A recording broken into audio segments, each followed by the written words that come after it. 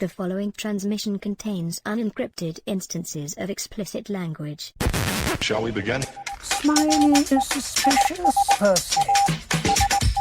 You won't know who to trust. Let's begin. Welcome back, fellow spy nerds, to the Spies Like Us podcast. That is the podcast, of course, where we discuss the representation of tradecraft on screens, large and small.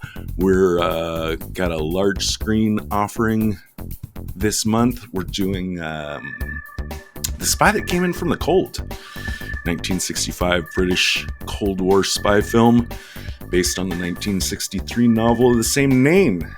With me, as always, is Fred. Say hi to the nerds, Fred. Hi, nerds, fellow nerds.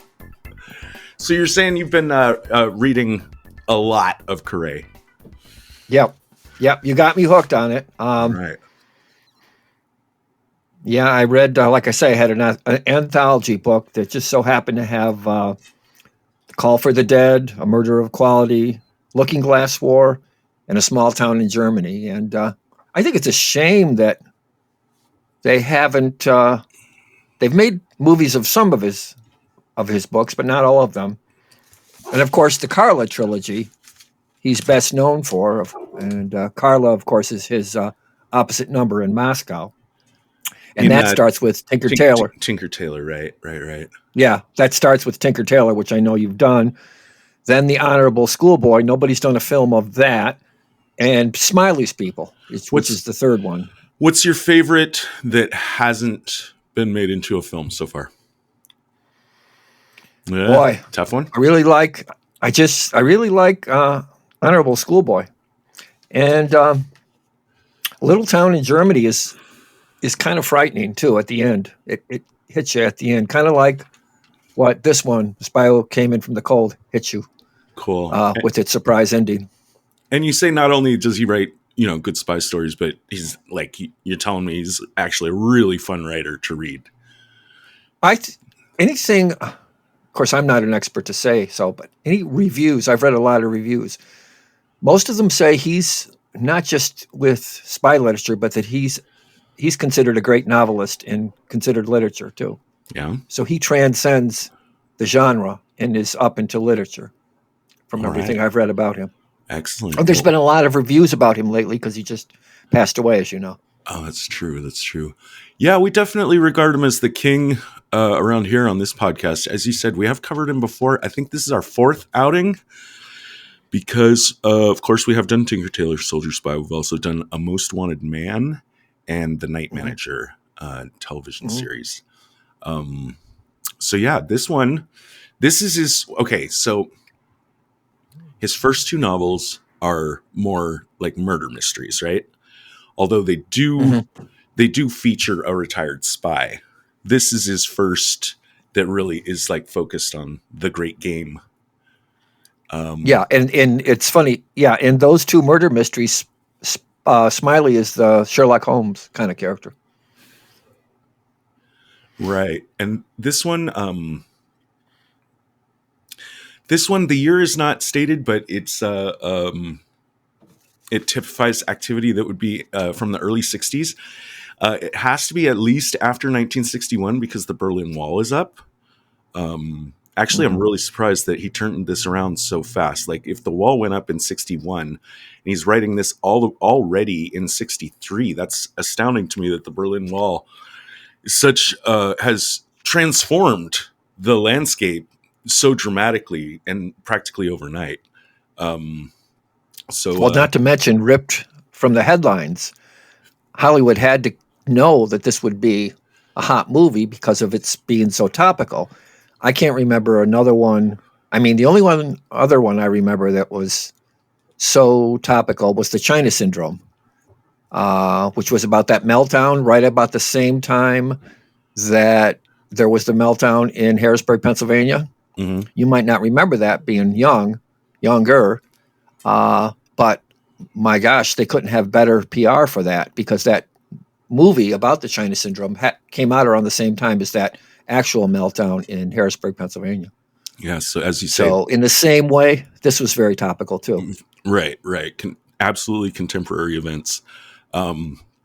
our featured agencies, almost nobody gets named here, but we can definitely tell who they are. We have a fictionalized version of MI6 versus Eastern German intelligence, which would be analogous to the Stasi. That was, of course, the Eastern German secret police that worked hand in hand with the KGB. Mm-hmm. There is a very brief appearance of a CIA agent at the beginning of the film. That doesn't impact the story at all. I believe CIA agent is actually, I think it is listed in the credits. The character is listed as CIA agent. At least he's listed like that on Wiki and IMDb. Finally, They could have said uncle. why would they say uncle? United Network Command for Law Enforcement. Oh, right. Couldn't resist that. Sorry. Right. Or that incredibly silly acronym they had in Napoleon Solo. no, You love that one. Flint, in like Flint. Oh, well, Spectre was the one in James Bond, right? And Yeah. Thrush was the bad organization in Uncle. And actually, Get Smart had the best one, I thought, Chaos. Yeah, I like that one. KAOS. Yeah, that was great. Yeah. Yeah. In that first scene at the beginning of the film, our protagonist is going to ask, why are the Vopos so close? Vopos would be slang for the German Volkspolizei, probably mispronouncing that. That was an organization that began right after World War II. These were the police that were sent in to like maintain order in the captured territories from Germany, all the way up to and including Eastern Berlin. By this point, they were very much under the control of the Stasi and the KGB. And I got to say, when I started watching that, it was exactly the way I imagined it in the book. I tell you, they put that scene together exactly the way the book was. And that's saying something. So it was actually Checkpoint Charlie in the book? Yeah, that's how it starts. That's so incredible. I've visited there, by the way.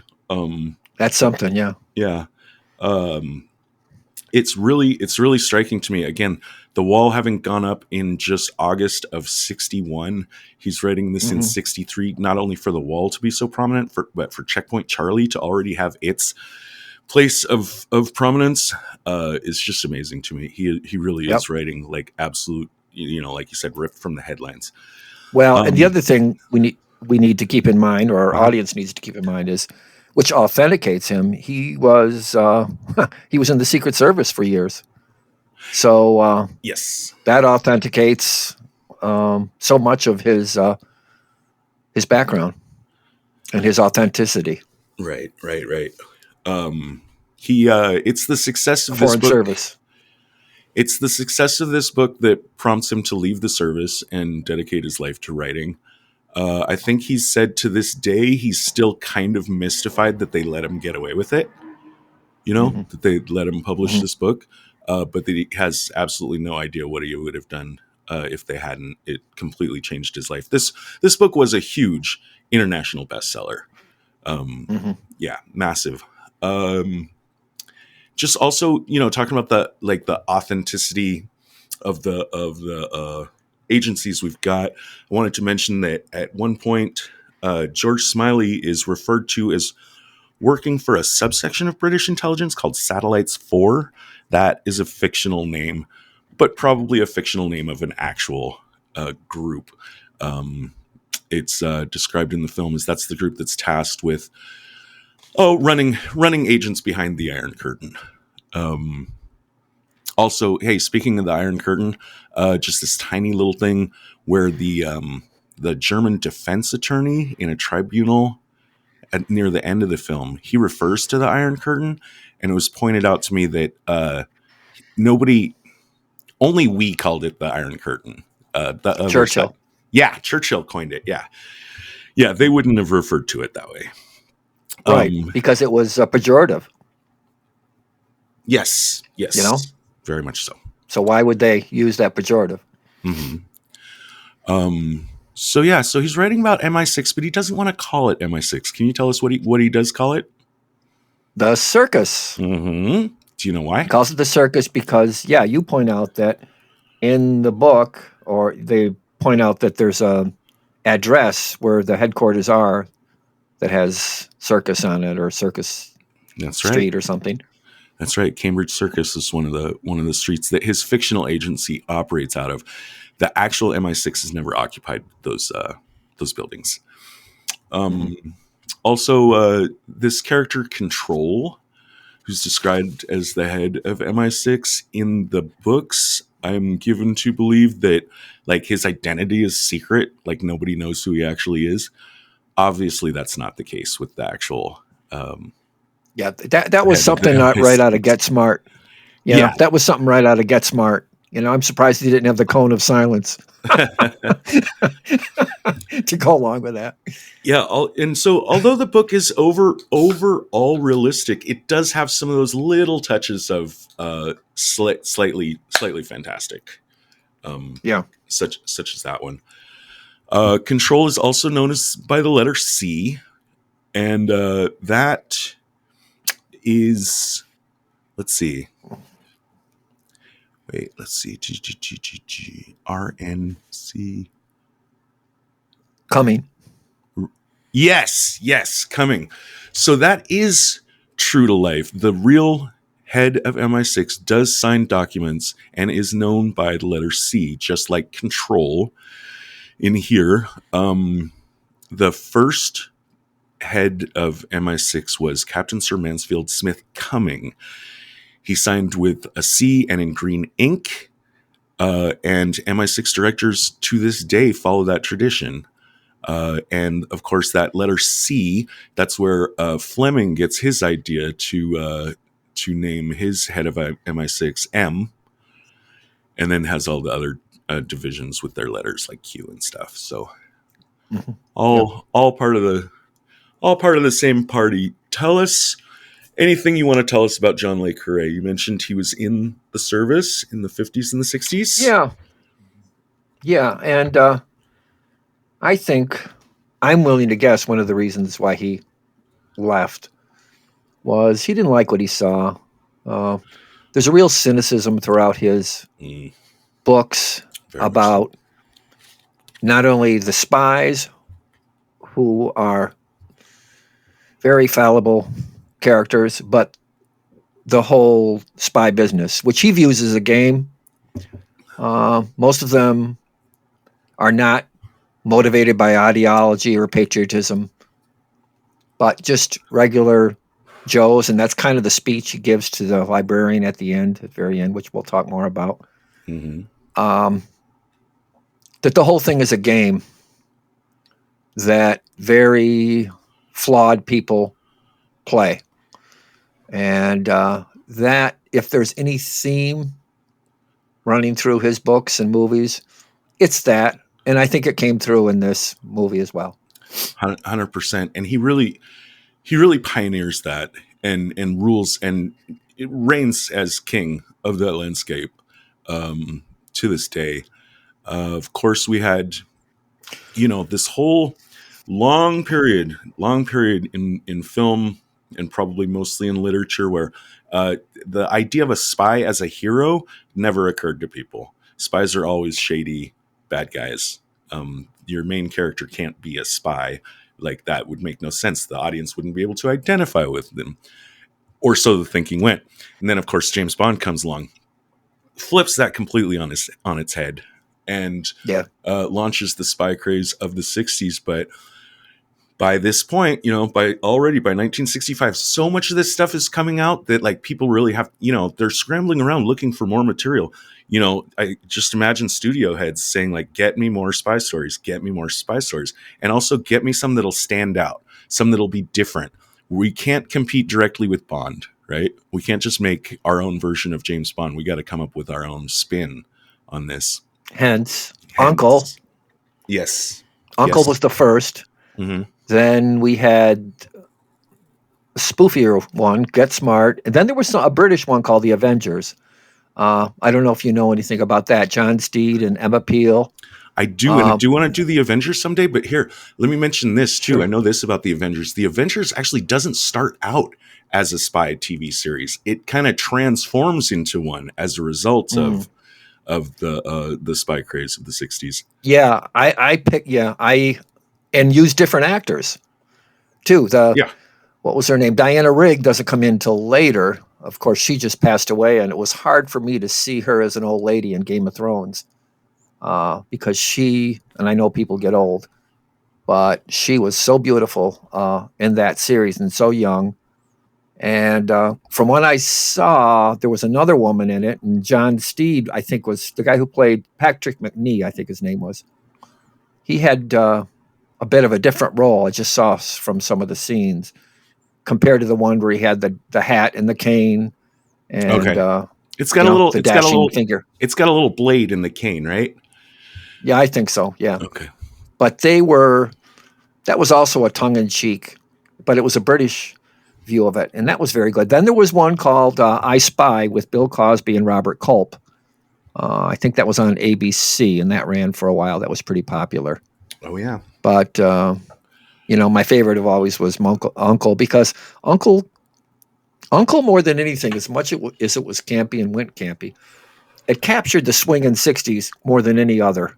Okay, with the music, with Ilya Kuryakin, who was a spot heartthrob with his Beatle haircut. My mother. I mean, confirms. I remember him. Yeah, I remember him, even though he was quite a bit older, in the teen magazines. 16 and Tiger Beat. Right. I first saw him in The Great Escape. David McCallum in that huge cast with Charles Bronson and James Garner and so many others. That's where I first saw him in the movies. But now, of course, he plays Ducky in NCIS, and so he may have the longest career of somebody, a star in the '60s who is still going. And of course, Robert Vaughn was really the man from Uncle.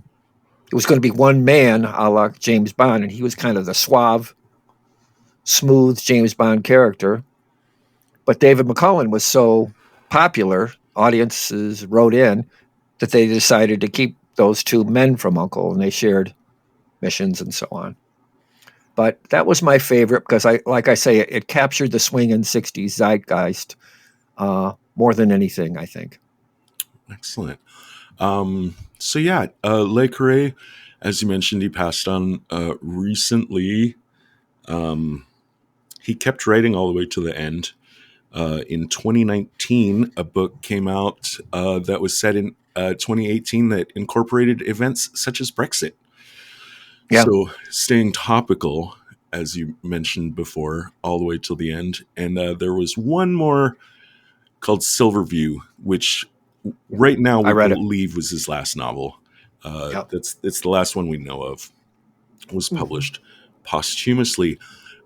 You had some notes in here about the Wilderness of Mirrors that I wanted to ask you to share. Is it because he used the phrase in the book? Because I didn't see it in the movie. No, he did not. It's just that as you correctly point out, it wasn't originally a spy phrase, right? But James Jesus Angleton, who was the head of RCIA, used or resurrected it, I guess, to apply to the spy world. And what he was referring to is just the secretive nature and the deception of double agents, and how it's so hard to uncover them, especially after the Philby Cambridge 7 scandal. And I believe he didn't coin the term, but resurrected it into the spy world. And of course, we'll see that. And Le Carre writes about that in Tinker Tailor Soldier Spy, where Smiley's job is to uncover a mole. Right. I've always thought it's a very beautiful phrase that reflects the Cold War spy game quite perfectly. This film, black and white was an artistic rather than an economic choice in 1965. Color film was cheap enough that if you wanted to shoot color, you could. You didn't have to think about it in budgetary terms. So, black and white was a stylistic choice here. For example, this film shared Oscar nominations for Best Art Direction with films such as The Sound of Music, famously a very colorful 1965 offering.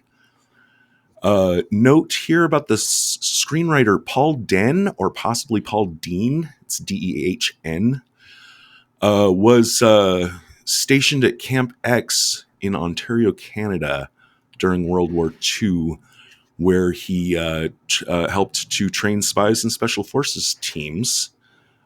John Le Carre said of the screenwriter that he turned out to know even more about espionage than he did.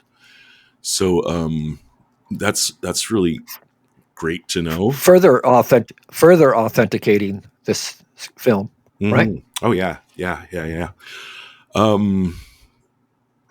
Le Carre was generally pleased with the film and with working on it. He said he was just pulled in to put in little touches on the script, and said actually kind of his main job was keeping tabs on Richard Burton, famous actor, great actor, also very famous alcoholic, very difficult to keep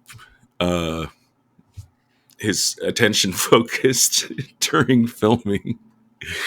Yeah. Had wanted his wife Elizabeth Taylor to play the librarian. John Le Carre did say he actually felt that Richard Burton was too glamorous. Richard Burton was a huge name at this time and remained so for a very long time. I'm old enough to have remembered that. Yeah. I remember him playing. The thing that sticks out with me too is playing Mark Antony in Cleopatra. Rex Harrison played Caesar. Okay, haven't seen it yet. And Elizabeth Taylor played Cleopatra. Well, I remember my father taking me as a little boy in the theater, and I remember him putting his hand over my eyes when they, I think, brought a head out of a urn or something. I was just a little boy, and he took me to that, but he played Mark Antony.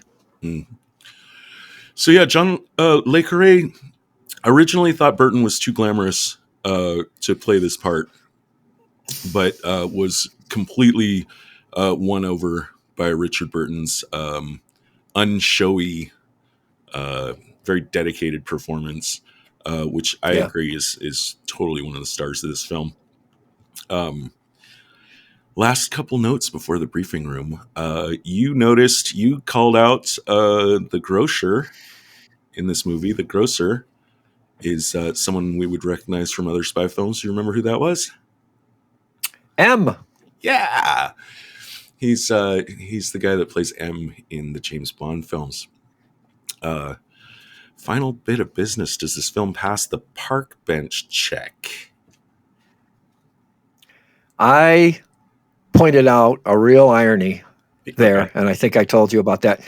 Todd loves park benches. I know Todd loves park benches, and I mean, believe me, I agree. That's where most Tradecraft has taken place. That's where drop boxes are. That's where notes are passed, right? However, and I get into this a little more with the book, there is a park bench in the book, right? Where, what's his name? Nash? No. Ash. Is his name Nash? The guy? Ash. Just Ash, no N. All right. Ash, in the book, who's trying to recruit, the first contact he makes of Lemus, who's played by Richard Burton, is at a park bench when Lemus is sent out of prison for 3 months, which is another thing the movie avoids, because I think that's integral in developing his individuality and his being ripe for recruitment. All Lemus has is a brown paper parcel of all of his belongings, which includes his health ticket and so many other things. And he's so disgusted and alienated that he leaves it on the park bench, which gives Ash the perfect opportunity, because he's tailing him, to say, hey, you forgot this. This is yours. He picks it up and tries to hand it to him. And Lemus still says, I don't want it. Right. And what's unusual is I thought, gosh, there's Todd's park bench, and they skip it in the movie. Yeah. Not only do they skip that, but the most important thing they skip, I think, as I said, is the 3 months in prison, because that to me, really, in terms of the communists approaching him, hardened him for being ripe for the pickings of recruitment. So those are a couple things that I think should not have been. And they could have done some prison scenes without making it too long too, and they could have included the park bench too. So I was disappointed in the omission of those two things. Right. Well, I'm still going to give it a pass because we do have the two guys meet at a park bench. Yeah, but that was the perfect opportunity when he leaves it Right. there, walks away, and then Ash says, "Hey, you forgot this." Oh yeah. Plus, your favorite, prop. I can't avoid that. Yeah. Park benches. And as you've mentioned, like a close runner-up would be the parking garage. Is another great place to have meetings. Yeah, cliche, right? From Deep Throat to everything else.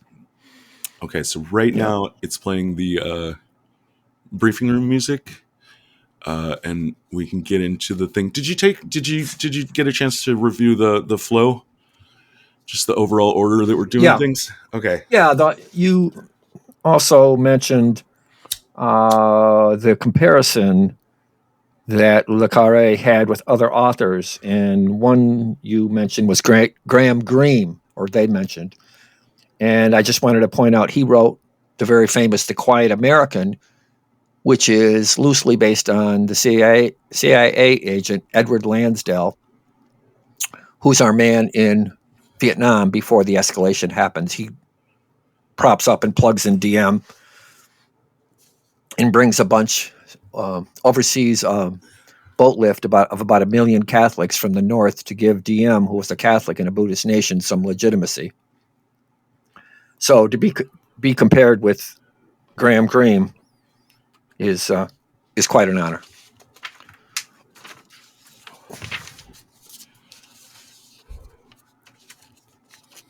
So I'm going to start with a summary of the plot here as we see it in the movie. We're going to follow that up with a timeline of events as they happen, because this movie is going to deal with a lot of events that supposedly happened like before the quote unquote beginning of the story. Please jump in anytime with your notes. You don't have to let me just run off with the microphone. The movie starts out with Lemus, that's Richard Burton's character and our main character, returning to London after one of his critical operatives is killed in East Berlin while trying to cross over Checkpoint Charlie. Once in Rimmick, yes. And Rimmick will turn out to be important. Mm-hmm. While he's back in London, he's coached into pretending to have retired angrily from the service and fallen into drunken depravity. This includes committing an assault on the aforementioned grocer that lands him in prison for 3 months. The aim of all this is for him to, just dangle like bait on a hook to look attractive to enemy agents as someone that could be manipulated into giving them intelligence and information, or maybe even working for them. This charade is successful, and once he starts getting approached by Red Team, he pretends to be going along with it. Although he does a really good job. Okay, I don't want to get too much into detail, but he does a really good job of seeming like he's just in it for the money, which I appreciated. Mm-hmm. Once he's in their hands, he divulges details of a complicated banking operation of moving money to some source unknown, even to Lemus. That would be referred to as Operation Rolling Stone later on. Mm-hmm, that's right. Eventually, he's relaying this information to Fiedler, who is the second in command of Eastern German intelligence. And the overall aim of this operation appears to be to discredit Munt, Fiedler's boss, as being actually a British operative, all the way up at the top of, what we would consider to be the Stasi here. Fiedler's eager to believe the information and uses it to accuse Munt A tribunal is assembled. At first, evidence does seem to support the idea that Munt is a spy. However, spoiler alert, surprise, surprise, a key witness is summoned that has information that totally discredits Lemus. That causes the tribunal to conclude that Fiedler and Lemus were in league all along, and that it's Fiedler that needs to die, not Munt. Boy, spoiler alert. Yeah. Oh, yeah. But I think it's important to point out, too, that this wilderness of mirrors, Lemus is caught up in.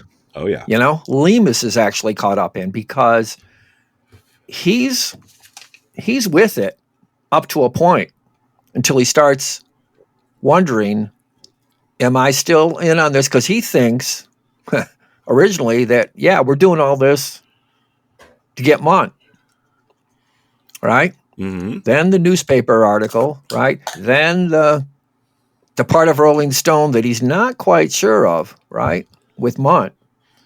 So we see him throughout this movie start to wonder, is this a part of what I've signed up for that I just don't know about? Or are things starting to turn? And he doesn't quite know till that final climactic scene at the tribunal, and then it's written all over his face. That's right. The overall operation is a double cross, and basically he's the crossee. He's the one that's getting double crossed by his own people, and that was the plan all along. And not because he's a bad guy, but just because he's useful in that. During at the end of the film, during an attempted escape from East Berlin, Lemus learns that Munt was in fact a spy. So this whole operation was also designed to give Munt even more cover and credibility. He realizes that Control engineered all this from the beginning, and that the target was Fiedler all along. At the end, he dies in a... Yeah? I'm just thinking, boy, Control relies a lot on things to happen their way. And it works, right? But they had to rely on things that I think are kind of subtle. You know, first thing with Smiley's contact with the librarian, just the mere contact.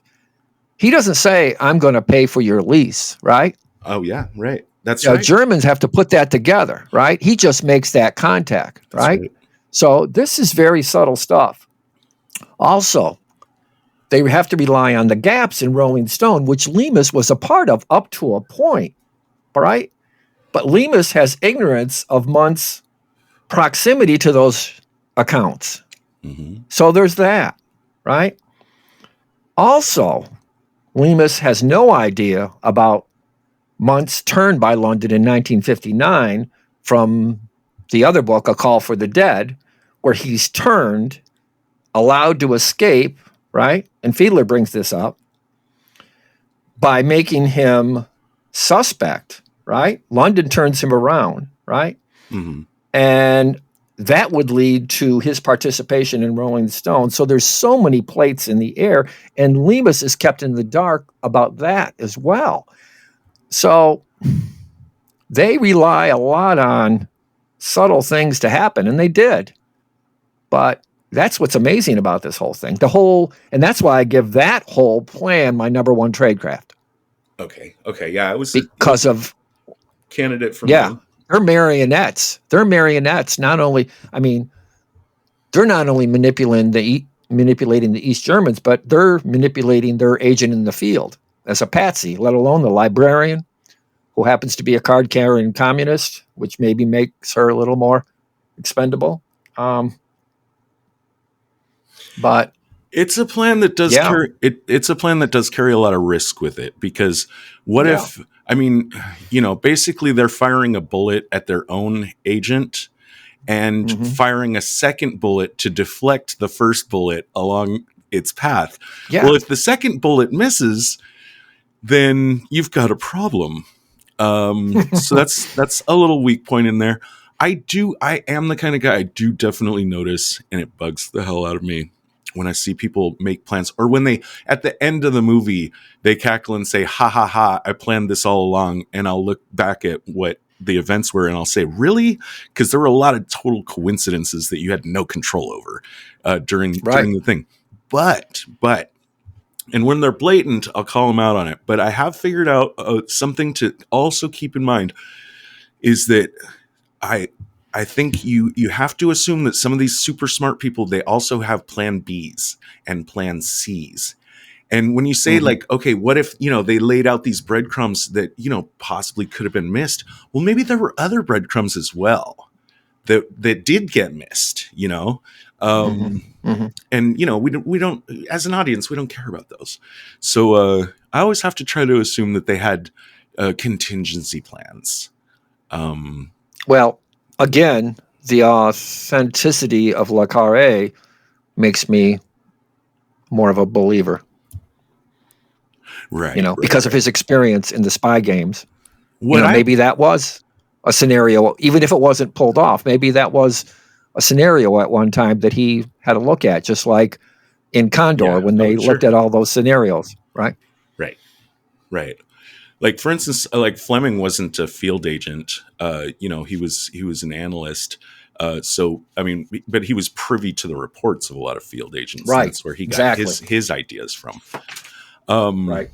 Another question that comes up to me now that you mention it too is that, if we believe Carre was very disillusioned in the British service, do we think that he thought the head of MI6 was this fucking smart? I was just thinking that. Yep. I mean, it's clear that he believes that MI6 is this level of manipulative, but whether or not they were this competent, I wonder if that's something he actually believed or if he injected into it to make it a more interesting story. Yeah, that's a good point. Yeah, it's almost like he's given them more credit than he normally thinks they're worth. Maybe. But still, even if he thought they were competent, if he thought they were immoral, that would be enough reason for him to become disillusioned. So let's talk about the details. Let's talk about the details in the timeline so that we just know what pieces that we're playing with the same set of pieces of what actually happened here lead up to this story. Like, what did Control set in motion? And as you alluded to a moment ago, it all started in 1959 when Munt was masquerading as some kind of trading mission in London, but it was actually he was actually spying in London, and he for some reason something happened. He killed a man, was captured by British intelligence, and was flipped. We don't know how he was flipped, but this is all a secret, to us through a large part of this movie. So what they did is they faked an escape. They facilitated a fake escape of Munt from London. Remick, who's the guy who dies at the beginning of this film, had infiltrated the Iron Curtain. He was back there, but he hadn't gotten access to anything good yet. Part of the plan, part of Munt's mission is to help Remick rise in the ranks so that he can get better information. Eventually, that information is good enough that he starts being able to feed it to his station chief, Lemus. Lemus, of course, knows about Remick, doesn't know about Munt. At some point, Control visits Berlin to meet with Remick, something that Lemus opposed, but Control is his boss. Lemus arranged the meeting, but is unaware of what they discussed. Fred, I wasn't sure I understood why this was important in the movie. Do you have any insight for us? Neither. Lemus, this goes back to Lemus having ownership of his man and him keep saying, I have control. He said, I don't know if that was in the book or in the movie, probably the book, is that I don't know why Control needed to see Remick. He's my man, blah, blah, blah, blah, blah. And this could, in hindsight for him, especially when he goes out for booze, right? So they are together for a while. Then he goes out for booze. He doesn't go to a store, but he goes somewhere else. So at that time, they could have talked more about Rolling Stone or whatever. Mm-hmm. But Lemus doesn't like it. He doesn't understand it. But maybe in hindsight, he sees it as part of the plot that he's not involved in Okay. when he goes out for booze. Because supposedly, Control wants to thank him for his service up until this point. That's what he tells Lemus. That's the stated reason. I thought it was Control that specifically wanted to have the meeting in privacy from Lemus. But you think Lemus just happened to be thirsty and go out? No. Well, I think that was his way of getting the privacy. Oh, okay. Okay. By dismissing him. All right. So that all happened in the past. At some point, Remic's exposure became too high, and that's why he attempted the crossing that we see at the very beginning of the film, in which he gets killed. Now, Remic's death is a subject we could speculate on, at least briefly. It could just be due to his documents having been faulty, right? We don't have to look at this and, like, just because there's a death doesn't mean there was a murder. You know what I mean? So it could have just been shitty luck. However, it also could be that, I mean, Fiedler has a theory. Fiedler thinks that Munt fingered him. Fiedler thinks that it's because Remick knew too much and was going to expose Munt somehow or something. So I guess I don't really buy Fiedler's logic on this. Yeah, the one guy in the tribunal asks him, why would he kill him? And Fiedler says that Munt kills Remick supposedly before he could be incriminated by him because Remick was already under suspicion, and Fiedler claims that if given the opportunity to interrogate him, interrogate Remick, Fiedler could have exposed Munt, but Munt shot him. I think that's a lot for Fiedler to assume. But that was his explanation at the tribunal. Because for Munt, it's even a better win if Remick does get across. Good enough.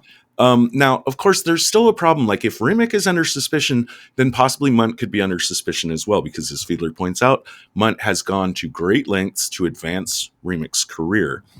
So I did think of only one way, and it's not something we saw in the movie, but just one way that Fiedler's logic would make sense, is if Munt had arranged Fiedler's death and then gone to great lengths to take credit for it. You know, been like, aha, I exposed this guy. I figured out what he was up to. Haha. See, look which at he kind of does at the end with facilitating by blaming the escape on Fiedler of you know who at the very end. Yeah, that's true. That's true. Right? He kind of does pull that with those folks on Fiedler. So I wouldn't put it past him on that. Oh, I know what I know in the timeline, the stuff that we didn't mention is that, of course, Operation Rolling Stone was happening all this time as well. And Operation Rolling Stone was it's basically just a way to move money to someone, large amounts of money. To two banks, Copenhagen, and what was the other one? In the Netherlands. But yeah. And the way they have this elaborate, Fiedler tries to sniff out the banker by getting Lemus to sign some question about the banks. Right. And then they come back and they find out Copenhagen and Helsinki. Those are the two cities. Ding, ding. And they find out that Munt was in the area when the withdrawals took place, hence fingering Monk, and which Lemus didn't know about the agent. They think there's an agent. They're trying to sniff him out. In other words, Lemus opened the count for some agent that he didn't know about. And then Fiedler wants to find out who it is, and that's how they sniff out Munt, that Munt was in the area of the two banks and when the withdrawals took place. It's a little weird. Fingers Munt. It's a little weird to me that you could open up a bank account and put someone else's name on it that isn't present with you at the time of signing. I've seen that done before in other spy movies. Fred's camera is locked up. I'm going to check in with him real quick. Hey, Fred, how you doing? Good. What's the matter? Oh, your camera froze up. I just wanted to make sure your audio Oh, was good. Let me get okay. up. You hear me? Yeah. We're good. I just wanted to check, and let me mark the time so that I pull that out.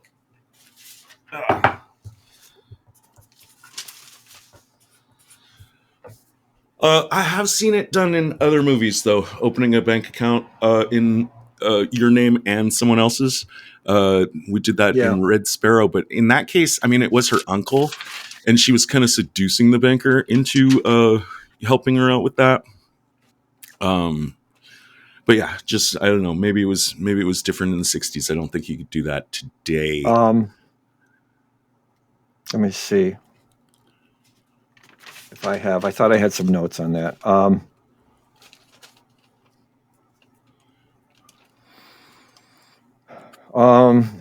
Okay, here. Yeah, I've got some notes on that. Opening accounts, Rolling Stone, opening accounts to foreign banks, Copenhagen and Helsinki. Big money. Opened accounts under false names. Control chose cover name Rolling Stone, explains Tradecraft. Lemus crosses Danish border on his own passport. Lemus collects cash from innocent bank. Lemus goes to second bank with a false passport under the name of Woolrich. Lemus opens joint account, same as a married couple does, in two false names. One was my own alias, Woolrich, the other alias of my partner, the agent who would later collect the money. What was the agent's alias? And I have down here Burton Zeibold. Okay. That's right. He got a specimen of the signature from Special Dispatch. So I think that's probably from the book I got. The joint account was open. Only two people could draw on it within a week. Or the mysterious Mr. Zeibold went to the bank and withdrew his money. I never knew when or why. So that's what I have from the book. Right. A little more complicated. And Zeibold could have been Munt, or could not have been Munt. Munt could have been ignorant of these interactions. They could have just said like, okay, Munt's in Helsinki on this day. Quick, go make a withdrawal, so that we'll know that the withdrawal was made, at that time. Okay. Yeah. By that guy with that signature. I still feel like there might be a little bit of missing connective tissue there in how they accomplished that, and how the banks don't have sufficient information to be able to tell Fiedler exactly who took out the money. But I also kind of noticed I felt like there's a little possible side benefit in the Rolling Stone story, is that it kind of sounds like Lemus is being given pretty dumb grunt work to do, that he's not being trusted to know everything that's going on, and that would feed into the story of him becoming disillusioned with the service. Yeah, that's why there's that part of the story, including the newspaper, that he's thrown off balance, and it's not clear by us or him how much he's in on it. Right. Like with the newspaper. Can I have you wait a little bit for that for the next section? Because I want to get to that in the order. I want to talk about how he gets passed up the chain. Before I do that, I want to finish up on the Well, no, actually, I could bring this up later. So let's do that. So now this is the whole operation of making Lemus look like bait, and what I call him getting passed up the chain of different Eastern German intelligence agents. For one thing, Burton, of course, famous alcoholic in real life, also plays a really good drunk on screen. He's doing the bait thing very perfectly, plus 5 points for that. What I think is my favorite thing about this movie, from a Tradecraft perspective, I've never seen this before in anything else I've done, is all these 4 steps of agents of getting meeting first Ash, the conversation just outside of prison at the park bench. And once he's has teased Lemus with some of that information, Lemus's reaction is good enough to pass him up to Ash's boss, Carlton, and Carlton gives him some more information on what the job would entail. Do you want to fill us in a little bit about this? Like the pitch they give to him, like the way they approach him? Yeah, it starts out from Ash as a newspaper, writing newspaper articles.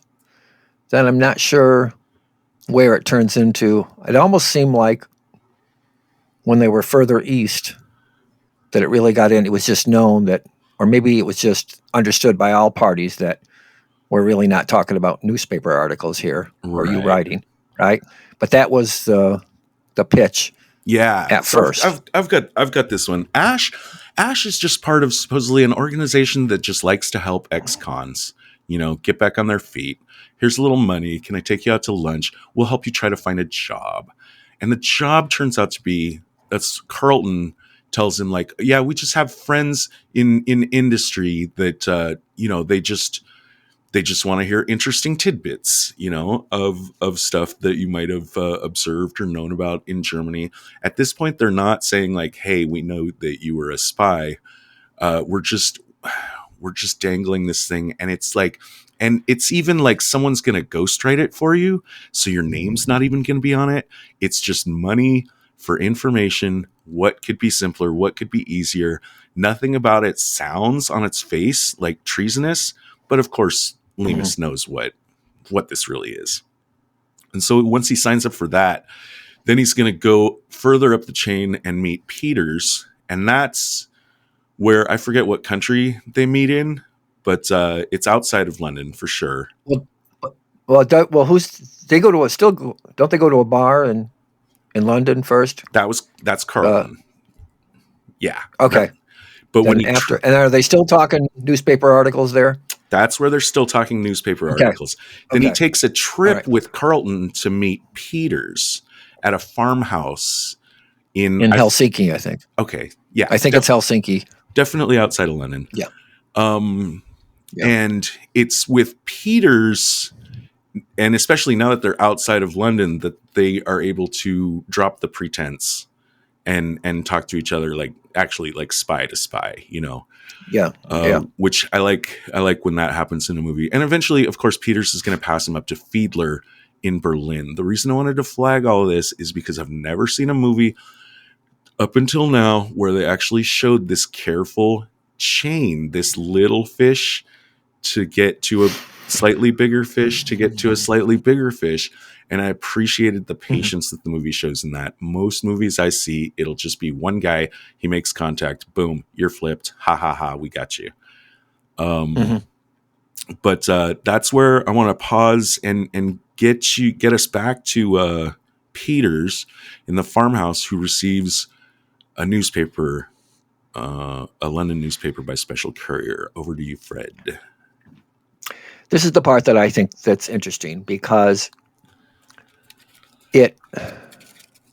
Lemus is definitely off balance, right, with this.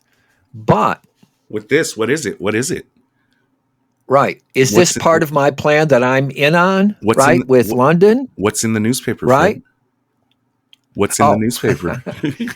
that they're after him, that he's a fugitive, that they want Lemus. Oh, no. That he's on the run. Okay. So, but the interesting part is this the first sign to Lemus that London, in pulling the strings of the plot, is pulling the strings of a plot over and above their defection plot that he's in on, right? That he views as tradecraft, that is just part of their original plan, right? To implicate Munt, right? Mm-hmm. That he wasn't aware of. Or is it possible foreshadowing of London's duplicity of him? He doesn't know, right? He could just simply say, okay, even though they didn't tell me they were going to do this, this is pretty cool. It's authenticating my situation, getting me to move further east, right? But in hindsight, for us and him, it could be more of their duplicity manipulating him that he's not aware of. That's right. Now, in this case, his open reaction is to accuse Peters, is to say, "Hey, this was you guys. This is bullshit. You guys have done this to basically burn my bridge behind me, and it sucks. And this is bullshit. I want my money. Let me out of here." He plays that very well.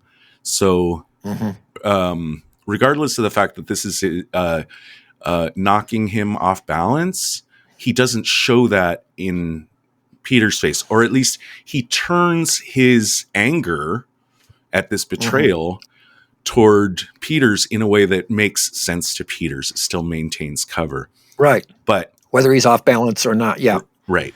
Yeah. But as I always say, sometimes when we can't quite deduce the motivations or exactly what people knew. So, like you said, there's a question. Did Lemus did Lemus know this was going to be part of the plan?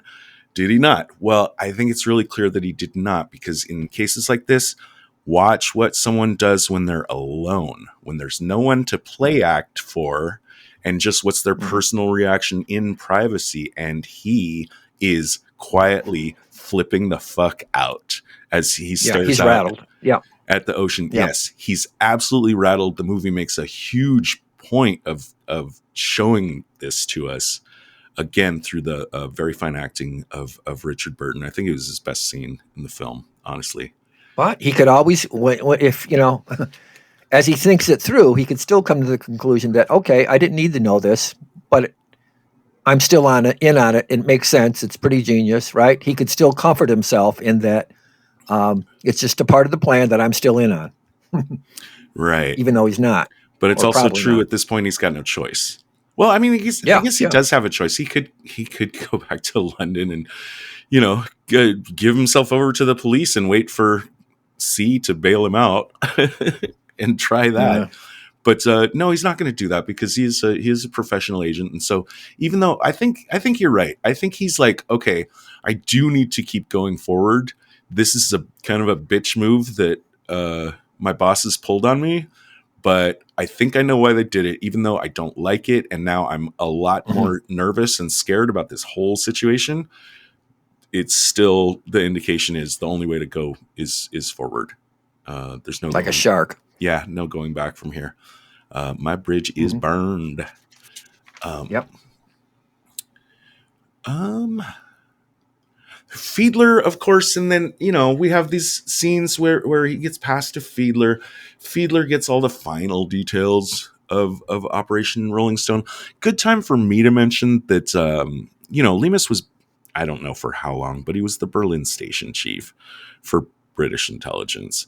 They know that, and I think they know that, right? They do know that. Of course they know that. Yeah, he tells them. Yeah. He tells them, and all this time, while he's trying to quote unquote throw them off the scent of Rolling Stone, because that's all all Fiedler is interested in is this banking stuff. And Lemus keeps trying to throw him off the scent and saying, you're paying attention to the wrong thing. This is bullshit. Trust me, I know all the agents, right? There weren't any agents that I didn't know about, so you're barking up the wrong tree. Two weird things about this. One is good. He's doing kind of a good job of saying, no, stop looking at this. And of course, to them, that's pay no attention to the man behind those curtains. Right, which makes them pay even more attention to the man behind the curtain. Or as William Shakespeare said, the lady doth protest too much. But right? Yes. But it also kind of bugged me that Fiedler was, I think it's just movie stuff and not necessarily a problem with the story, but I do keep wondering, and especially since Lemus keeps underlining, they should be getting the names of all these other agents that he knows about. He knows a lot more other stuff than just Rolling Stone, right? Very valuable stuff. And they show no interest in any of that. They're laser focused, or at least Fiedler is laser focused on this one thing. See, let's see. I just feel, I wrote that down somewhere. I think they see it as Rolling Stone is integral to the whole thing. Who? And When you say they, who do you mean they? the East Germans. Okay. The East Germans. Let's say And, Fiedler at least. Fiedler at least. Fiedler. Right. So I think the fact that they think or they see that Lemus wasn't all in on Rolling Stone and their gaps of his knowledge, why should they ask him or trust him about any other agent? They put so much on that, and I think you're saying too much, but I think Rolling Stone is integral to not only placing Munt, but finding out how much Lemus knew. When they find out Lemus didn't really know about Munt, why should they trust him or question him about any other agent? That's the only thing I would say about your thesis. I'd like to have seen him, if there was time, if there's another 5 minutes you could squeeze into this movie, test him. That's a tried and true practice. Like, just get a piece of information that is falsifiable, something they can go out and find out, is this true or not? And something important, as Fiedler says, Fiedler does kind of say, like, all this stuff you've written so far, it's just all bullshit. This is nothing useful.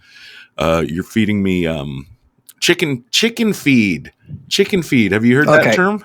That's a term. Yeah. Do you know that one though? Here's something I found that that's revealing about the importance of Rolling Stone. Control. I wrote this down. Control tells Lemus how Fiedler, Munt's second in command, is the linchpin of our plan. The only man a match for Munt. Fiedler is the acolyte, I'm quoting here, that will stab the priest in the back, and Rolling Stone will provide him with the dagger point. That's pretty strong stuff. And that shows you how much not only Fiedler, but Control put on Rolling Stone. Right. Fiedler's hungry. At the same time, they're keeping him in the dark about some of it. So Fiedler's hungry for this. Like, he's already got reason to suspect Munt. This isn't like his first excuse to start thinking about the idea that Munt isn't a traitor. I just wish that had been established better in the story. It's kind of why I put, I think the laser focus on Rolling Stone, I listed as one of my worst tradecrafts. Now I'm having some slight second thoughts, because we do slightly support it with the fact that we know Fiedler is hungry for Munt's blood. And we haven't even mentioned the fact that, Fiedler's a Jew and Munt is an ex-Nazi. So they've got that. It's amazing how, them as well. Yeah, it's amazing in the books too. It's amazing how anti-Semitism is just a given back then. It's just very casually. They say things like, well, he's a Jew too, Right. I mean, and it's never questioned. It's never, nobody ever argues about it. It was just like, that's the way it is, Yeah. Yeah. Well, at least the movie itself, I mean, the characters, have some at least light to moderate anti-Semitism baked into them. At least the movie isn't participating. They don't caricature Fiedler or give him any, trademark nefarious Jew kind of mannerisms or motives. So at least the film is free of that. Yeah. And what else do I got about, just going up the chain, getting all this set up, and again, so the point of the operation has pretty much been accomplished here. If this information is all being given to to Fiedler, then again, like you say, he's now got the dagger with which he can assassinate his the boss that he believes is a traitor to the regime. I also just wanted to give +5 points along the way for the fact that Lemus does not hide his disdain for communism a single bit all along the way. I thought that was a really nice bit of helping him to maintain his credibility. Do you know the acronym MICE? The four. This is there's four reasons. There's four reasons someone betrays their country. There's money, ideology, compromise, and ego.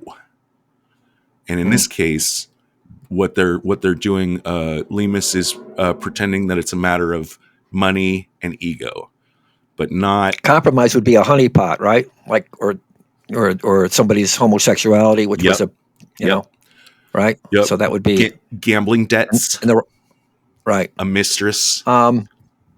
Yeah. But And I like the way he's so definitely so, you know, like a less clever piece of bait, you would try to like say like, yeah, I'm in it for the money. Also, I love communism. Also, I have a mistress. I have huge gambling debts and a mistress. And also I hate my bosses. But he's not doing that. He's just focusing on two of the four. And I just appreciate the fact that he's so scornful of communism right to their faces. Just gives him that extra layer of credibility that I appreciate. Well, his speech to the gal in the end, basically, I mean, he's cynical about everything, communism, and also the boys back home in the circus. And he gives that speech on spies per se, how, fallible they are. Although I gotta say, I was a little surprised that he showed this disdain for communism when his girlfriend Nan first brings up the fact that she's a member of the Communist Party. Because if he's out there looking to make contacts with the communists, it seems like he could have seemed like a little bit more amenable to it. But also, it's clear at every step of the way he doesn't want her involved in any way, in any fashion, which turns out to be prescient on his part. You mentioned chain of command. There was another chain of communication that I thought was interesting too. And Fiedler relates in the courtroom the Remick-Lemus control chain of communication that Lemus never knew the full extent of, because each link of the chain, and this is Tradecraft, right, was located as far apart as possible. Remick makes this point in his speech. In what we now refer to as compartmentalization, right, or need to know cells. So this also underlines the time when Control wanted to meet with Remick to supposedly thank him for his service while Lemus went out for more booze. So maybe that Remick link, Lemus Control chain of communications, Control could just come back and say, hey, old sport, that was just a need to know. You didn't need to know that. Kind of a thing, which was spycraft back then. And like I say, they didn't call it compartmentalization like we do now. It still is today, Fred. Right. But that was also a chain of communication. Remick, Lemus, Control. I'm so glad you brought up chain of communication because it reminded me there's one other thing I wanted to talk about Lemus's travel up the chain from Ash to Carlton to Peters to Fiedler that also kind of is a good segue for my thing about the mice thing, the fact that ego is a big reason that Lemus is willing to entertain the idea of betraying his country. And it fits in too with your compartmentalization thing. Something I noticed was that Carlton is very rude to Ash in the meeting where Lemus is being passed from Ash to Carlton. And when Carl, they make fun of his homosexuality both times. So does Lemus. Both of them make cracks about his homosexuality. Okay. Subtle and not so subtle. But anyway, continue. Yeah. Okay. But you remember in the restaurant, he's really rude to Ash. Yeah. When Carlton brings Lemus to Peters in Helsinki, we believe, it's clear that Peters thought he was staying because he's got his suitcase with him. And he seems kind of, like miffed at the way Peters tells him, like, no, you can go. Take the car back. And he seems like disappointed. And then Fiedler also plays this weird power play on Peters when, he puts out his hand, or Peters puts out the documents and Fiedler's standing like 2 feet away, right? He could just take a step forward and take him from his hand, but instead he like looks at him like, no, like you need to stand up Yeah. and fucking put the papers in my Yeah. fucking hand, right? You work for me. Yeah. And Yeah. then like, and That then was petty. be gone with you. Right. So every step of the way, these guys are very rude to their subordinates. Here's why that bugs me and makes one of my worst tradecraft of this film is because these people, especially Fiedler and Peters, I don't know about Carlton and Ash, but these people are supposed to know, like, if they think ego is a reason that could cause Lemus to betray his country, right? Because he feels like his superiors have treated him badly, and weren't respectful of him or appreciative of the work he did, then they obviously should understand that when you treat your own agents like that, you're opening them up to the same thing. What I'm saying is, like, as spies, they clearly understand one side of the equation. You got to understand the other side of the equation as well. So many times people don't. They just see it through their own eyes. Yeah. But yeah, I hear you. Yep. So now, at the tribunal, do you want to, we've kind of covered it all, but now that Fiedler's got all his information and all his ducks in a row, do we want to review like his overall case against Munt, or just give it in a few sentences? I mean, I think. Oh, why don't you go ahead? You why don't you take a stab at it? All right. Well, I'm going to be reading from your notes here. All right. Because you wrote well on this. Fiedler thinks the double agent is Munt because of these things. The money was withdrawn from the accounts on the days when Munt was present in those cities. The fact that Fiedler points out that Munt was posted to London in 1959 undercover and killed a guy there and managed to escape seems a little too easy. I kind of agree with that. And Fiedler does turn out to be right on that score. Right. Fiedler thinks that was too easy. So Fiedler claims, and he's right. He's right. He's got this correct, that Munt was flipped by the British and released on the condition that he would be an agent for the British. And that's the first part of the tribunal scene. And by this point in the movie, I was just kind of enjoying it. I was kind of feeling a little bit like I was, admiring the scenery along the way, but nothing about the story seemed like really gripping to me. And then, dun, dun, dun, the defense speaks. And they've got a special key witness. Why don't you take over for us on this part? Well, Munt's lawyer, the crux of the film. Munt's lawyer comes in and establishes their surprise witness, who is the librarian, and she's not Miriam, the librarian.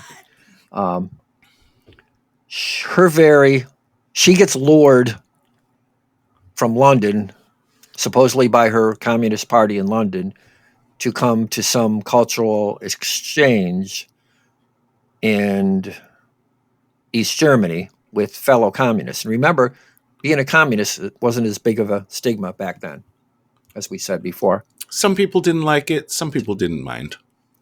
Right. And they just fought a war, especially Europe, over fascism. So there was a question about which way are we going to go here.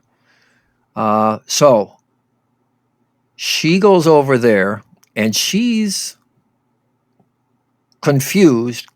She knows she wants to help Lemus, but she doesn't know what the charges are, so she doesn't know what to say. She wants to be able to say the right thing to help Lemus.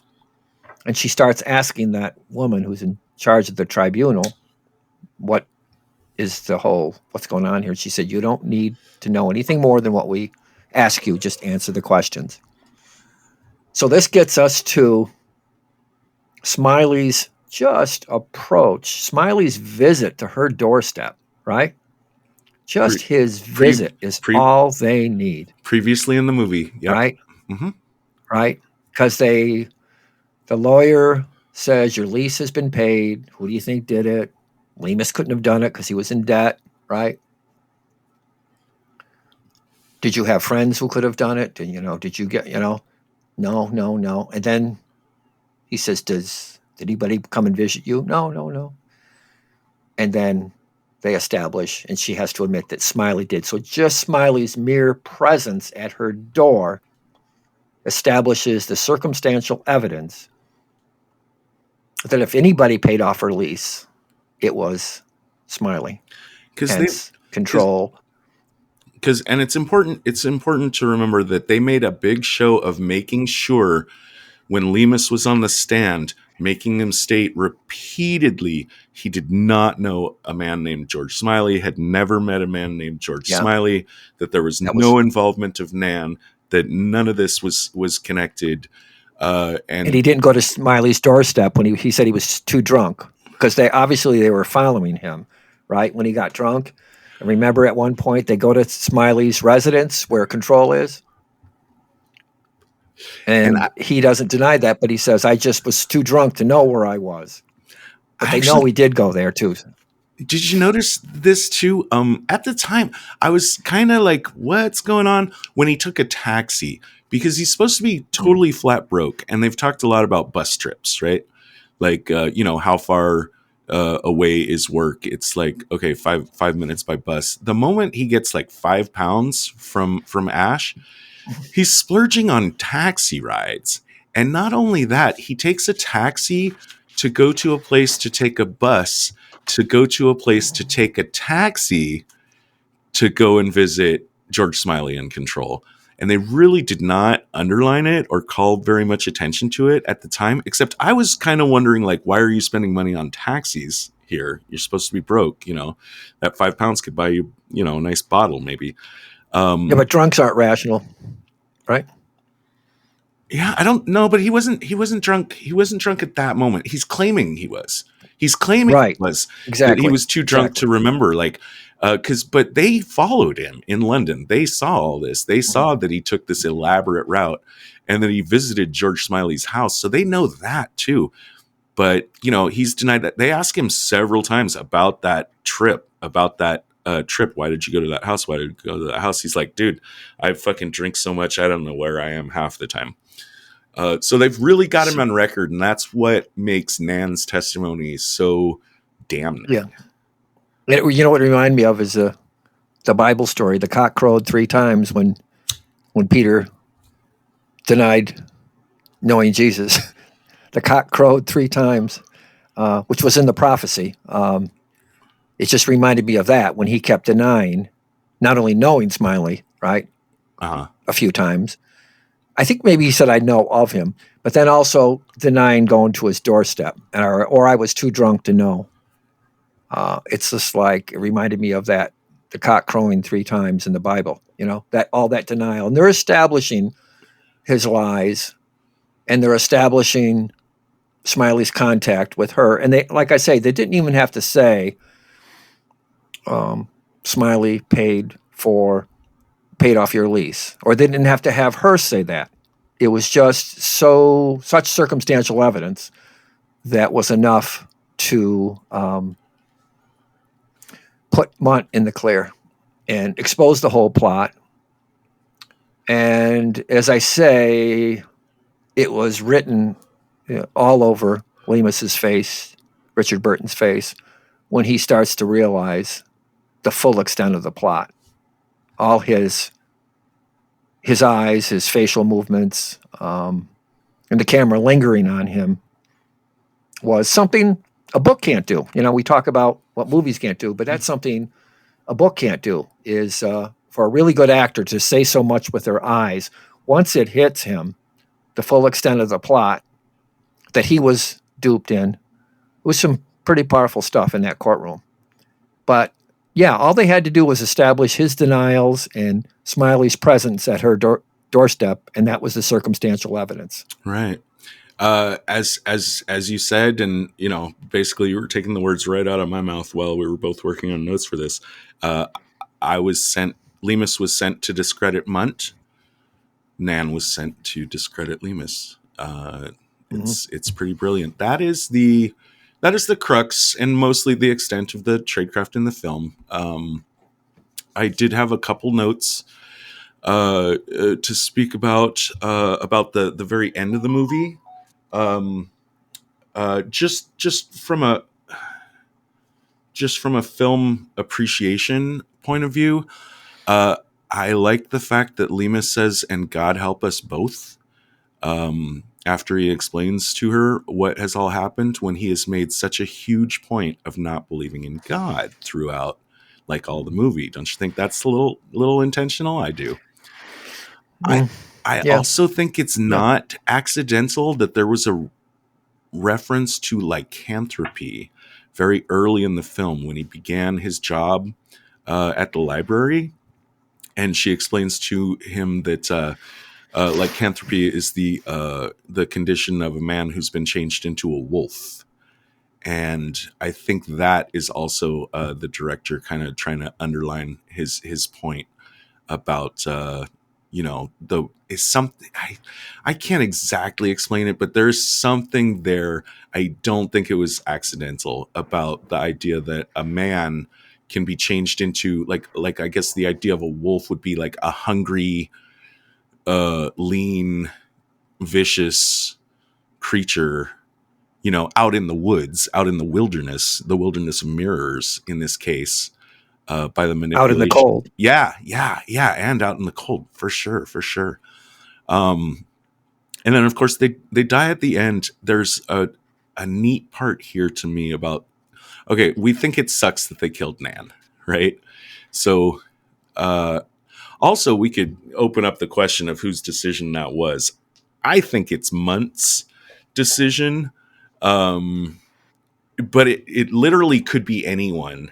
And I'll tell you why, and this is why it made one of my best Tradecraft, is that the way they kill her is their Munt's agent is ostensibly helping them escape. He's taking them to a place in the wall where he's made maybe some payoffs for some guards to look away for 5 minutes, and there will be a certain signal, and then now it's time for you to cross. Now it's safe to cross. And then as they're crossing, as they're at the top of the wall, Munt's agent kills Nan with a rifle, which sucks, obviously. But the reason it's plus 5 points is because no one will be able to prove that wasn't a rifle shot from just any random Eastern German rifleman, sentry. Hard. Yeah. So, it could have been on Munt's orders. It could have been on Control's orders. You'll never know, And so whoever made the decision to kill Nan is definitely okay, now Lemus dies because he doesn't finish his crossing. He makes a suicidal attempt to rescue Nan. And the sentry tells him, no matter what happens, don't go back. Right. Remember? But even if Lemus had escaped, he wouldn't be able to pin the blame of Nan's death on either Control or Munt or anyone. It's a perfect crime. Yeah. It's a perfect crime. Yeah. We're just in final phase here. Wrap it up. Tell us anything that you think we haven't gotten a chance to do. You had a section about differences between the book and the movie. You've talked about some of them so far. Did you have any others you wanted to address? I liked the just the idea of Le Carre's main themes, right? About how they're extremely flawed people with no real interest in ideology or patriotism. And we see that within their own agencies as well, not just against the communists. Even Le Carre's main character, who I really like, George Smiley, who is his most honorable and benevolent character, is not above playing the game at its deadliest, as we see him on the other side of the wall beckoning Lemus to come over after the girl is killed. And then we see that he looks at them all as a bunch of self-serving people. And I couldn't help but think, and I've said this to you before, they've proven that in real life with the Cambridge Five and Philby, right? How the rot just went all the way up to the top of British intelligence and was allowed to escape, right, into Russia, that even Le Carre couldn't dream up a plot like that. So I can't help but think that the Cambridge Five, including Philby, Let me ask you a question. wasn't a big part Let me ask of Le Carre's cynicism. Go ahead. so when was the Philby affair? It was prior to this? If he's writing this like in from the 63? 50s to the Okay. early 60s, yeah. Okay. And they gave information to the Russians from World War II right on up to the Cold War, through the Cold War. And then two of them escaped, McLean and Burgess, and then Philby followed, Philby being the third man. And for the life of me, I can't believe why there hasn't been a movie based on that. It's just, I mean, if an author, a fictional author, came up with that, it's like, no, we're not going to do that. It's too unbelievable, But it happened. Yeah, we've talked about this. One of the ideas you floated once was you thought that it would just be because the story of Philby would be just too embarrassing. Well, that was the reason why they think he was allowed to escape so easily, because the courtroom trial would be so embarrassing. And I just made a jump thinking maybe that, at least, I mean, Hollywood, of course, I think you said, would have no trouble with it. But I could see why the Brits might not want to mess with it, because it is embarrassing. That's right. We have covered on the podcast, we have 2 episodes that do feature the character Kim Philby. They don't focus on him. One of them was one of our very early episodes from the miniseries The Company, in which I forget. Oh no, it's I think it's Tom. It might be Tom Holland that plays Kim Philby in that one, and also in the Matt Damon movie, not the Constant Gardener. It was The Good Shepherd, which renames everyone, but it has definitely a Kim Philby character that's played by Billy Crudup. So if people were looking for more Philby stuff, I could recommend those offerings and also our podcast episodes on them. You had in your notes here too that Ben McIntyre's A Spy Among Friends is considered the best book on Philby. And of course, he's got an autobiography called My Silent War. That he wrote, I think, in Russia. Yeah. I mean, I'm sure he's tried to sell it to blows my mind. The whole story, it just blows my mind. I mean, talk about the ultimate cluster, you know what? Yeah. Oh, we can't swear. And that it was allowed. We can't. It was allowed, and I think we can't swear on the podcast. I know. If you want to, okay. You don't have to. I think it goes. Yeah, it has to go. A lot of it has to go to Le Carre's cynicism about the whole bunch. Yeah. That okay, if the old boy network was, selfish and out for themselves, I mean, well, look what the old boy network actually did. Not only did they enable a lot of this stuff, the old boy network conspired to be spies. It's beyond imagination. It really is to me. So, Fred, do you think you could give this a star rating of 1 to 5, and tell us why you picked the rating that you do? I'd give it a 4 because, as I said before, it wasn't as good as the book. I thought it let too many important things out of the book. Like I said, his time in prison was, I think, important to his character, making him the approachable character he would be to recruitment after coming out of prison like that.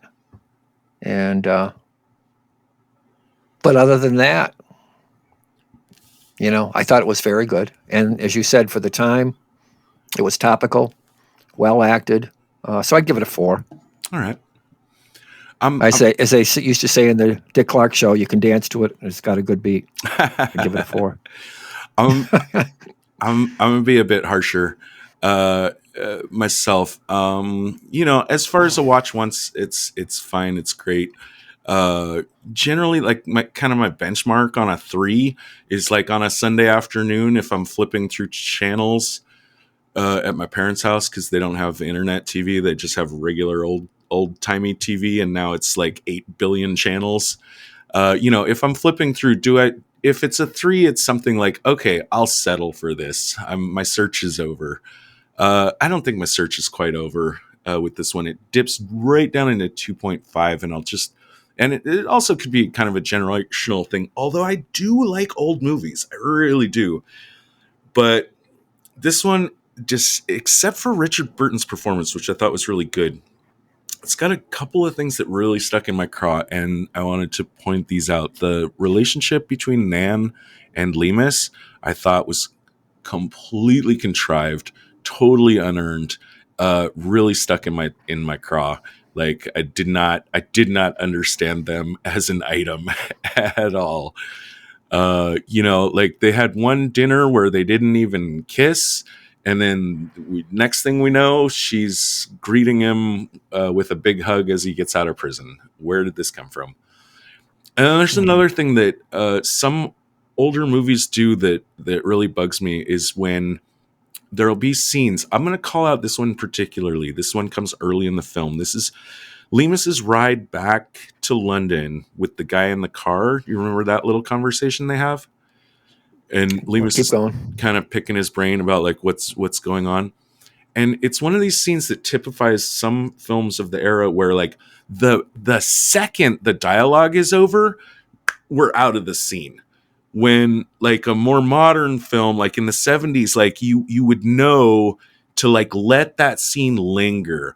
Give us another 5 seconds of just quietly riding in the car. That kind of stuff. To digest it. Yeah, that you see in modern films. There's so much in this film that I thought was just like, okay, we just need to do our steps and then get off the stage. That's editing. Yeah. That's where editing comes in. Yeah. Right. Yeah. Right. And I think wasn't the ending enough though for you? Wouldn't you say it was a great ending? I do give thumbs up in the tribunal. I do give thumbs up for the ending. I particularly noted that a lot of the critics of the time didn't like the ending, and I was like, "What are you talking about? This is a great ending. It's perfect." Probably because they were fooled and they didn't like the fact that they didn't see it coming. Well, they thought the movie was too bleak overall. A lot of critics. It's supposed to be. That's why it was shot in black and white. Yeah, right. To get that Iron Curtain, over the Iron Curtain feel about it. I mean, and I told you that opening scene at Checkpoint Charlie is exactly how I read it in the book too. Which made me wonder why that they deleted some of the scenes that I wish they didn't, because it was enough like the book that I thought it was very good. I also want to agree with you on that. This film isn't very long, and I think a movie that is like maybe 20 minutes longer than this, that has a little bit more of the relationship between Nan and Lemus, that has the prison scenes that you're talking about, and that maybe establishes Fiedler's mistrust of Munt a little better. Like, I think there's a better film here, and maybe some of it was there and just was left on the cutting room floor, but it wasn't it wasn't particularly long, and I think more would have been better to me. And they could have, because like I say, they did show signs of following the book quite well. Now I'm gonna go to worst tradecraft in the film. I'll start with this one. My number 3 is Fiedler's theory that Munt betrayed Remick. And I noticed that was the same that as you gave your number 2 worst tradecraft for that. Do you want to put some color on it for us? I just said I think it's a lot for Fiedler to assume. He feels that if he just could have gotten his claws in him, right, to interrogate Remick, that he could have exposed Munt. But Munt shot him. So I just thought that was a lot for. I think it's a lot for him to. Fiedler. it's a lot for him to assume. Of course, maybe he's just putting like a little extra log on the fire, in building his case. Maybe he doesn't to make his actually case. right. Maybe he doesn't actually believe that was the case. But still, my worst number 3. My worst number 2 is the fact, which we talked about, the fact that Fiedler seems to have zero interest in anything that Lemus might be able to provide in anything except the Operation Rolling Stone. I understand that's the movie's laser focus, but again, that's kind of why I ding it on star rating, is because like the movie just seems to want to just hit its beats and move on. And there's some extra stuff that I thought should have been in there. My number 1, again, is the disdain for underlings that is displayed by from Carlton to Ash, from Peters to Carlton, from Fiedler to Peters. These men, obviously, on one hand, they understand how people could betray their country on the basis of ego and feeling disrespected by their bosses. They understand that when they're looking at Lemus, and when they're looking at their own underlings, they don't seem to have any clue about that at all. What did you think? We already nailed your number 2 as matching my number 3. What was your number 3 worst? Lemus keeps saying that as head of Berlin Station, he would have known if Munt was their agent, which falls on deaf ears with Fiedler and the other interrogators. As Shakespeare said, the lady doth protest too much. He keeps saying, I would have known. I was head of Berlin Station. I would have known all the agents. And after a while, it just, as they say, fell on deaf ears. I agree. He might be overplaying that a little bit. What about your worst? Number 2, Fiedler says Munt kills Remick supposedly before he could be incriminated by him because Remick was already on suspicion. Oh, we just did that. I'm sorry. That's all right. Right? That's all right. My Fred's worst was, I didn't like killing the librarian. I think, although I know what you're saying, it tied up the loose ends. Yeah, because in the perverted spy world, games that are played, they think it was prudent to kill her because she was the proverbial loose end. About Munt and the whole plot to keep him as the double agent behind the curtain. And it didn't help that she was a card-carrying British communist. I just didn't like that morally, but again, I'm going back to the whole overall theme of Le Carre, who says, basically, it's all a freaking game. There's no good guys. There's no bad guys. They're all cynical, selfish people out for themselves.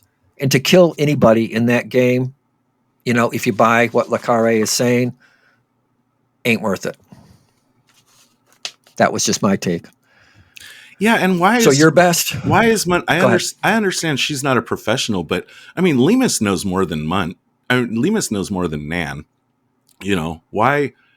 Mm-hmm. If I understand, maybe they had to do that too to pacify Mutt. Maybe they had to agree. Maybe Smiley and company had to agree to keep him going like that. I could see Munt saying, "You got to get rid of her because I'm too nervous back here. You got to get rid of that loose end." So I could see them bending to that. Yeah. I don't know to his wishes. I still don't know whose decision it was. Except Munt had to obviously be involved in it. Okay. Yeah. Let's talk about some best. Let's see. Okay, right. So we talked about this before. This is Lemus's reaction to Peters showing him the news story.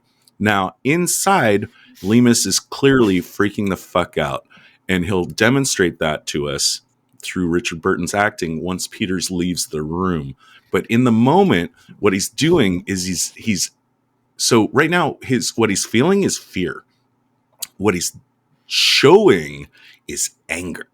And that's great. He's blaming Peters. He's saying, you guys did this. You guys did this so that I wouldn't have a choice, which could be true. But Lemus doesn't know that. It's absolutely the right play in that situation. And Control would say he didn't have the need to know that. Mm-hmm. My best number 2, again, we just talked about it. Regardless of the decision to kill Nan, the fashion in which it was carried out is a perfect crime. I give that some plus 5 points. And my number 1 best goes to the movie. Again, I've not seen it. and talking about, and I've said before, I thought this movie was like a little rushed, but this part of it was actually like nicely patient in a way that I haven't seen in any more modern films, of like going up this careful chain of little fish to slightly bigger fish to slightly bigger fish. Loved it. Number one best. And you've been a bad boy again, Fred. You've got 5 bests. I know. I'm so presumptuous. You got to exercise discipline. Give us 3. When I see him though, I think, how can I leave that one? You wouldn't believe how many times I've crossed out. Otherwise, I'd have 8 of them. No. All right. My best, number 5, is Fiedler gets Lemus to sign letters to banks. This was a long, drawn out thing, but I thought this is good tradecraft on Fiedler's part.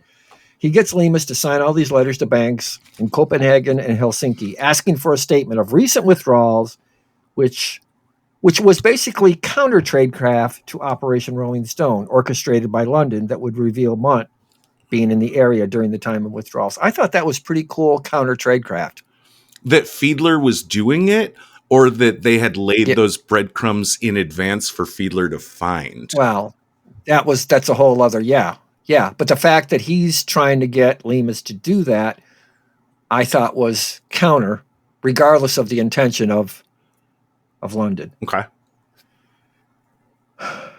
Yeah, because they're outside, and I think he gets them to sign those letters. Number 4, Fiedler relates the Lemus controlled chain of communication that Lemus never knew the full extent of, because each link of the chain was located as far apart as possible in what we now refer to as compartmentalization, or need-to-know cells.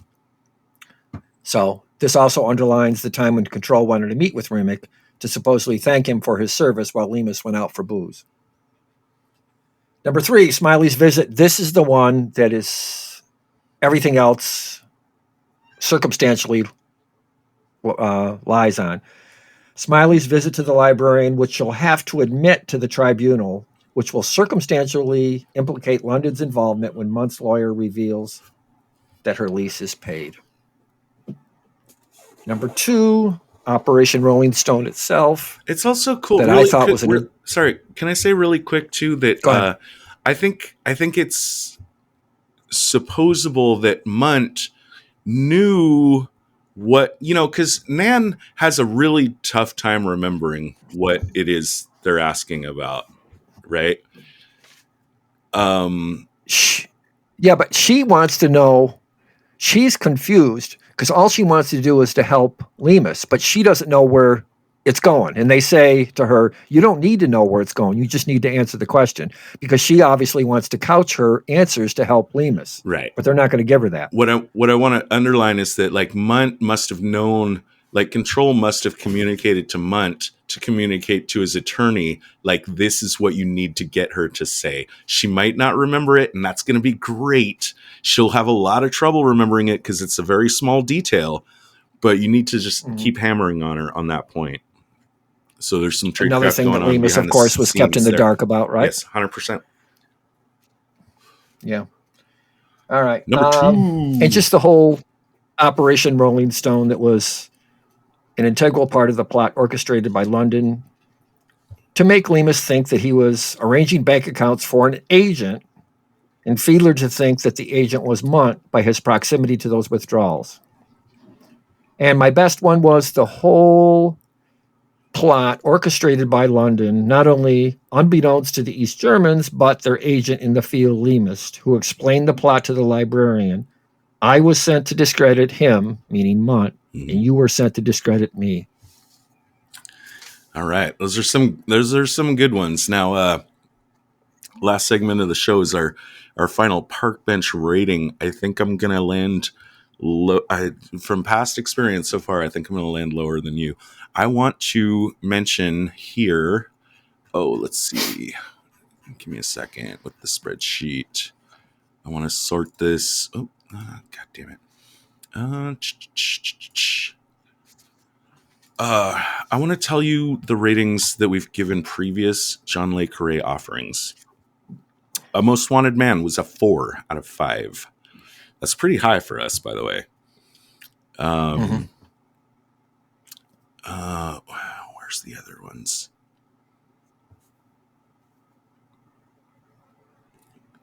Tinker Tailor Soldier Spy, we gave a 4.5, and I stand by that. That's pretty good. The Night Manager was also a 4.